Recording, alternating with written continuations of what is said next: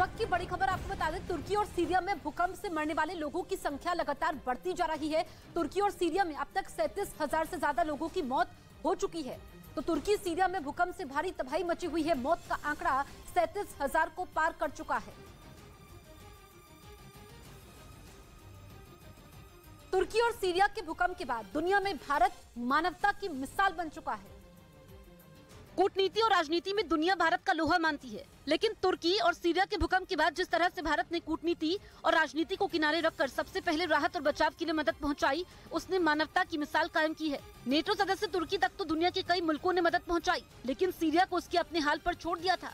लेकिन तुर्की के साथ साथ सीरिया को मदद करने में भी हिंदुस्तान सबसे आगे रहा। उत्तरी सीरिया का वो इलाका जो 12 सालों से गृह युद्ध की आग में जल रहा है, जहां दुनिया की महाशक्तियां दो अलग अलग खेमा बनाकर छद्म में युद्ध लड़ रही हैं, जहां पश्चिमी मुल्कों ने तमाम तरह के प्रतिबंध लगा रखे हैं, संयुक्त राष्ट्र से प्रतिबंध लगे हैं, वहां भूकंप की तबाही से लोग करहा रहे हैं और उनकी मदद के लिए सबसे आगे रहा भारत। भारत ने सीरिया को पहली खेप में 6 टन और दूसरी खेप में 23 टन मदद भेजी और अभी और भी ज्यादा मदद भेजने की तैयारी है। इस बीच तुर्की में आए भयंकर भूकंप ने केवल जान माल का ही नुकसान नहीं किया, बल्कि कुदरत को भी तगड़ा नुकसान पहुंचाया।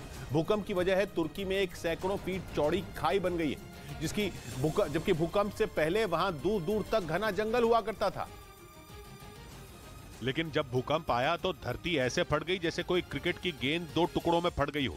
ये वीडियो जब इंटरनेट पर आया तो लोग इसे देखकर हैरान रह गए।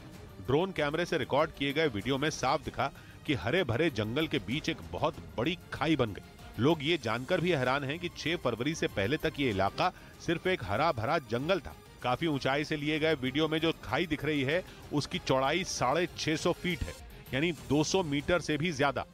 इतनी चौड़ी जगह में एक क्रिकेट का मैदान आराम से तैयार हो सकता है, जबकि इस खाई की गहराई भी 100 फीट बताई जा रही है। आमतौर पर इतनी गहराई पर धरती में अंडरग्राउंड पानी मिल जाता है।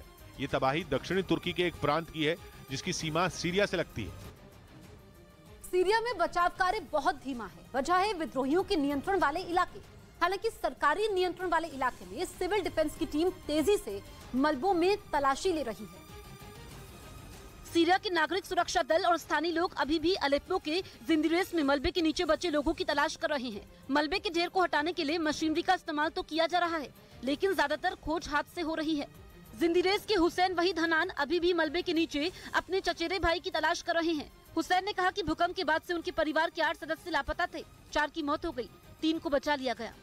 من طرف الثاني ولد عمره تقريبا شيء 8 سنوات ورحنا دفنا ولا لحد الان ما جينا على وقت فاحنا عم نروح على المستشفى عم نجي बस। हुसैन की 14 साल की बेटी अभी तक नहीं मिली है और जिस तरह से बहुत धीमी गति से बचाव कार्य चल रहा है, सवाल खड़ा हो रहा है कि लोग कब तक मलबे के नीचे जीवित बचे रह सकते हैं।